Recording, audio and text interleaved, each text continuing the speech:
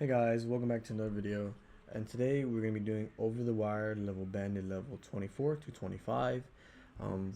For the remainder of the levels for over the wire, I'm going to be doing one level per video, since they kind of get more complex. So I kind of want to explain, what I'm doing and kind of what's going on. So yeah, without further ado, let's get into the level. So this level states that bandit level 24 to 25. It states that a daemon is listening on port 30002 and will give you the password for bandit 25 if given the password for bandit 24 and a secret numeric 4-digit pin code. There's no way to retrieve the pin code except by going through all of the 10,000 combinations called brute forcing. You do not need to create new connections each time. So if you don't know what a daemon is, guys, a daemon is basically an automatic process that runs within your Linux environment or your Linux system, whatever you want to call it. But yeah, it's just like an automatic process that runs in your Linux system. And for this specific daemon, it's a port daemon. So a daemon that's running on a specific port, and when you enter the password bandit 24 and a secret numeric 4-digit pin code, it will give you the password for bandit 25. But in this case, you have to go through all 10,000 combinations, and so if you want to manually do that, you can go right ahead, but it's going to take you a long time. So for this case, we're going to make a bash script that will make this level 10, actually like 100 times faster. So without further ado, let's get started. So the first things you want to do is make sure this daemon's up and running and listening, just as a good practice to see if a daemon's listening.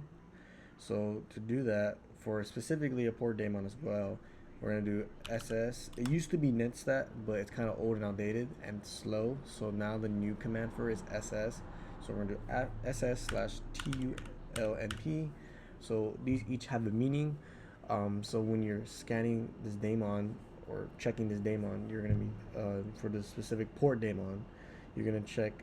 So T stands for TCP, U stands for UDP, L stands for listening sockets, N stands for show numeric addresses and ports, and then P is going to show process ID and name. So these all have a meaning, and it's a good practice to use all these because it just gives you more information about that specific daemon. So once you do that, we're going to do grep 3002. So basically looking for the specific port. And yeah, there you go. So it's gonna say, all right, so it's TCP. So now we know it's TCP. It is listening, and then the numeric port addresses and ports. So there's like 5 addresses on it. It's pretty irrelevant, but it's information. And then here's the port.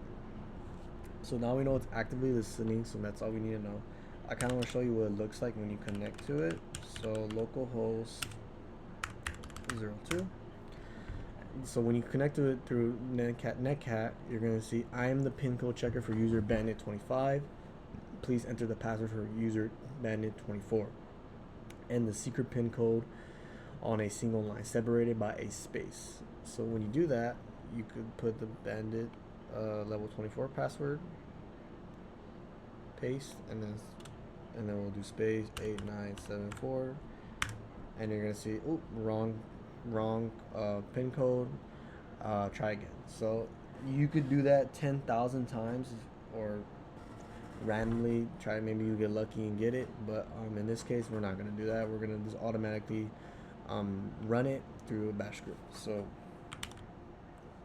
we're going to clear. So to make a bash script, we're going to go to the TMP directory. For over the wire, this is the only directory you can make any kind of nano file or any kind of file. So we got to be in this directory to make a script. So now you're in the TMP directory, you're going to make the bash script.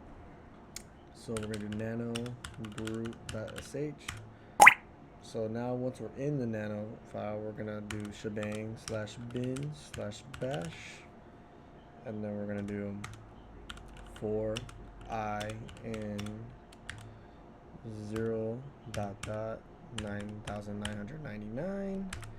So this is going to be search. So for the variable I, it's going to search from 0 to 9,999 to see which one works.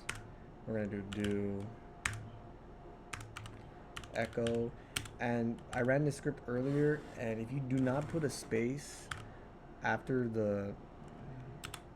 echo, it will not work. So that's, just keep that in mind. So make sure you put a space, and then you're gonna paste the Bandit 24 password. Oh, and then make sure you put the I variable. So now it's I, parentheses, and then this is gonna go to a txt file. .txt, and then from there we're gonna put, it's gonna be done. So once you do that, and then we're gonna run the mcat command. So local host 3002, and we're gonna put this text file into this. After the command is ran, we're gonna put that brute force.txt. So what this is gonna do is it's gonna basically just keep repeating, putting, like, remember how I showed you how I put the password and the pin code? It's gonna just do this repeatedly until it finds that pin code from 0 to 9009. So it'll start from 0, and it's gonna go 1 2 3 4 5 6, and so on. So that's what this bash script is doing. So we're gonna save that. Yes, and now we're gonna make sure it's executable. So plus X, and then brute.sh. So now we can do ./.sh, and this is going to run the script. So just see it's how it's repeatedly doing it, and then you're going to get your password, guys. So yep, there you go. And there's your password for level 25. So I hope you enjoyed this video, guys. Hope it kind of made sense. I hope I made it clear as possible. Hope y'all enjoyed this video. I will be try to post more. I've been working a lot, so I know I say that a lot, but it's true. But yeah, guys, but I hope you enjoyed this video. I will try to do a networking with Matt video possibly tomorrow night. I really been wanting to do one, but when I do over the wire, it takes most of my time, because like I said, I'm learning with y'all, so I'm learning how to do these, so I gotta like research and see what's going on and all that. But yeah, once I figure it out, I'll post them right away. But yeah, guys, but yeah, again, hope you enjoyed this video. And a little tip before I end this video, just to, have, I guess, good CTF manners for over the wire. Make sure you clean out your the files that you made. So brew.sh, and then rf brute force.txt. Just make sure to do this. This keeps the over the wire virtual environments clean, because I did run into a problem where I looked up I tried to nano brew.sh, and there's already a script that was already made from someone foreign, I don't know, some random dude, but I guess they did clean up. So, but yeah, make sure you always clean up after yourself, guys, just for respect for other people. But but yeah, guys, without further ado, I hope you enjoyed this video.